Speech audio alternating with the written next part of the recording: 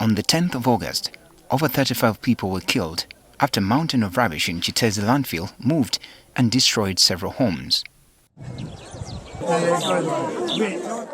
Located in western Uganda is Fort Portal City, which seems to have found the secret to handling garbage. According to the latest statistics from the National Population and Housing Census 2024, Fort Portal City has a population of 135,000 people. With the growing population in the city, the garbage generated has also increased, as the city's senior natural resources officer, Gladys Natugonza Mirembe, shares. And this has led the city put in more effort to make sure that the garbage is managed. The garbage from this city is deposited at the Kitere solid waste site.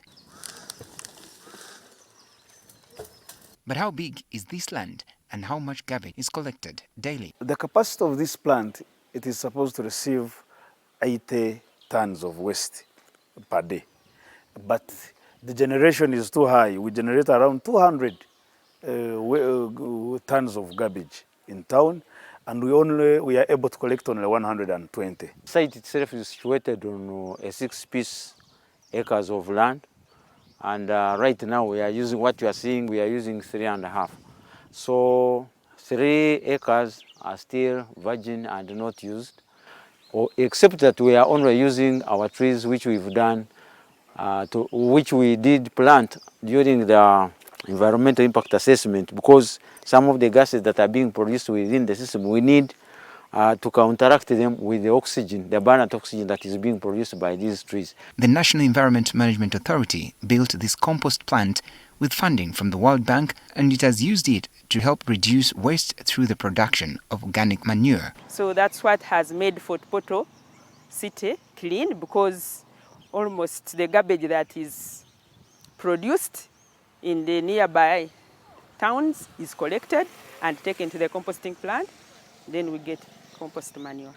So manure actually which we produce is taken up by people from different areas like Mukono, Mbarara, Bushenyi. They are the ones who come here to buy our organic manure.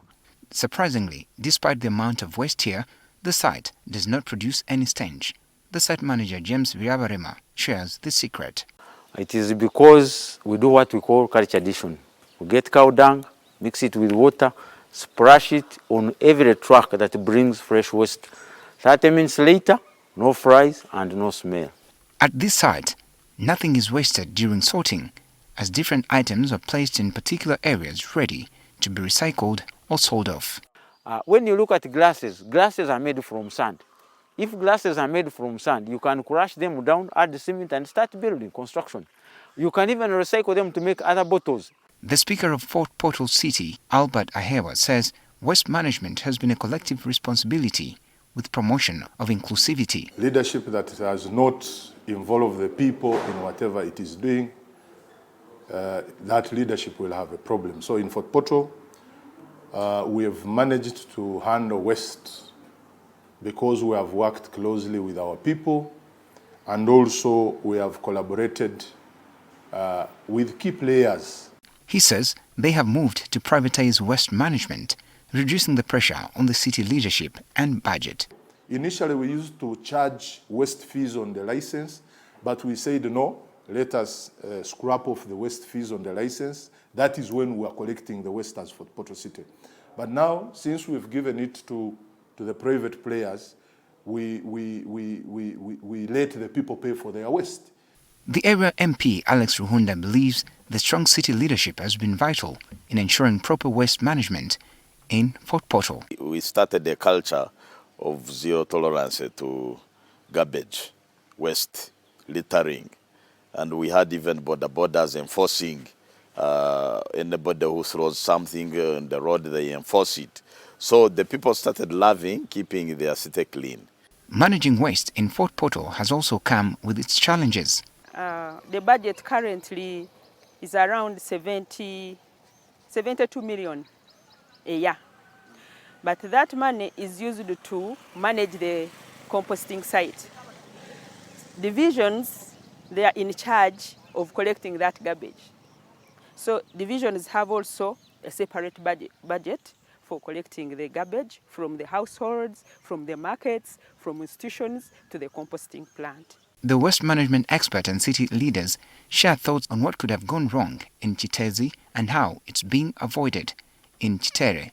Just look at the problem and find a solution, because we can't keep running to the world and crying and be a laughing stock, because there are so many investors who wanted to invest in Kitere, but because of the corrupt-minded and the ignorant characters who are in offices that they don't deserve to be in, they are the ones who have caused the death of so many people out there. On several occasions, I've heard council officials just complaining that there is no money, while they have tons and tons of garbage, which is a resource lying idle, killing people. Why don't they put to use this garbage so that they get some revenue? And usually, when these gases accumulate in the soil, they end up just erupting like volcanicity, and this could have been the cause of Kitere. But if they were making charcoal briquettes, organic manure, sorting, these things wouldn't have happened. As Kampala City and other urban authorities continue struggling with waste, Fort Portal Tourism City is calling for increased prioritization of waste management in these areas and also embracing an adoption of innovative ways to turn this waste into useful products. I'm Benjamin Jumbe here in Kitere Compost Site, Fort Portal City.